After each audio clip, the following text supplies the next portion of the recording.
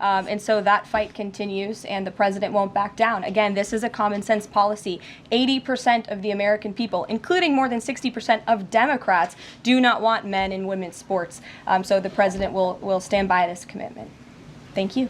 Gabe, good to see you in here. Good to see you, Caroline. A couple questions. One, can you confirm that the president held talks with the big three automakers today, speaking about potentially delaying tariffs? I can confirm, and I'm glad that you asked, because the president sent me out here with a statement directly from him on this. I saw it was reported earlier today by Bloomberg News, and he wanted me to share this with all of you. We spoke with the big three auto dealers. We are going to give a 1-month exemption on any autos coming through USMCA. Reciprocal tariffs will still go into effect on April 2nd, but at the request of the companies associated with USMCA, the president is giving them an exemption for 1 month so they are not at an economic disadvantage. So the three companies that he spoke to are Stellantis, Ford, and General Motors. They requested the call, they made the ask, and the president is happy to do it. It's a 1-month exemption. And the president just posted on social media that he had spoken with Prime Minister Trudeau. He says he's not satisfied with what the Prime Minister has said when it comes to fentanyl, but less than 1%, as you know, less than 1% of the fentanyl seized last year was in the northern border. What else does Canada need to do? Well, the president did just put out a statement on his call with the governor, Justin Trudeau, as he calls him, of Canada.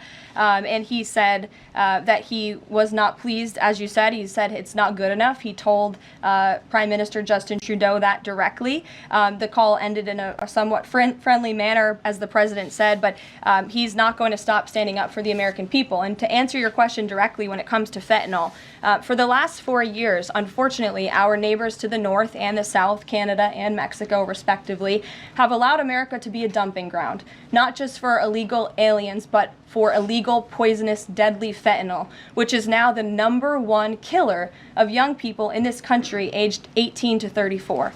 Through the northern border in Canada, in last fiscal year alone, there was enough fentanyl seized to kill 4.8 billion people. And that number is up 2,050% from 2023, the year before. So there's been more than a 2,000% increase in illegal fentanyl seizure at the northern border. Why? Because Canada is allowing that fentanyl to come to the United States. The president sees these numbers. He thinks about the lives that are lost. And everybody in this room, I'm sure, everybody watching at home, everybody across the country knows someone in our lives who has been killed at the hands of this deadly poison. There needs to be repercussions for that. The president feels very strongly about it. But Caroline, respectfully, it's just 43 pounds that were found last year. That's less than a carry-on suitcase. Is that a lot of fentanyl compared to, say, Mexico, where the vast majority of the fentanyl is brought in through Mexico, not Canada? So what else does Canada need to do? Well, I just told you, last year alone, there was a 2,000% increase in illegal fentanyl. You're asking me for what the president's justification is for these tariffs. It's not up to you. You're not the president, Gabe. And frankly, I think it's a little bit disrespectful to the families in this country who have lost loved ones at the hands of this deadly poison. If you talk to them, and this president has, they are grateful that they finally have a president who is standing up to both Canada and Mexico, and most importantly, to China as well. The president added an additional 10% tariff on China because this deadly poison is being produced in that country. It's being distributed through our neighbors, and there needs to be consequences for that, period. Peter. Thank you, Caroline. If the U.S. has a longstanding policy that we do not negotiate with terrorists, then why is the U.S. now negotiating directly and for the first time ever with Hamas? Well, when it comes to the negotiations that you're referring to, first of all, the special envoy who's engaged in those negotiations does have the authority to talk to anyone. Israel was consulted on this matter. And look, dialogue and talking to people around the world to do what's in the best interest of the American people is something that the president has proven is what he believes is good faith effort to do what's right for the American people. Is it just about the hostages? Or are they also talking about the president's plan to take over Gaza? These are ongoing talks and discussions. I am not going to detail them here. There are American lives at stake. I would defer you to the Department of State for further details, but I'm not going to get into those talks here at this podium. We know that some officials here were miffed that Zelensky showed up last week without a suit for his meeting in the Oval Office. But Elon Musk never wears a suit. He did last night. So what is the dress code? Well, Elon Musk wore a suit last night. I'm sure you saw it. Was he spooked by the Zelensky getting kicked out? No, I don't think so. I'm just pointing out that he did wear a suit last night, and I think the president liked that very much, and he looked great. Speaking of the president, he just passed me a note while I'm standing here. He wanted me to hold this up. This is the poll that I cited, the CBS YouGov poll that shows that 76% of those who watched the president's speech last night approved of his speech. And so it goes to my earlier point that I made in my monologue about how incredibly sad it is that we have a modern-day Democrat Party who is so severely out of touch with the American public. This is a great poll. The ultimate poll, though, came on November 5th when the president won by an overwhelming margin that he spoke about last night. Democrats weren't happy to hear that either. Ouija. Thank you, Caroline. Back on tariffs, last night President Trump said there will be a little disturbance, but we're okay with that. Can you put a dollar figure amount on how much the average American family should expect to pay as this disturbance? And why should Americans be okay with that when so many are already struggling to pay the bills? Well, first of all, last night, the president told the truth. And he was realistic, and he level set with the American people.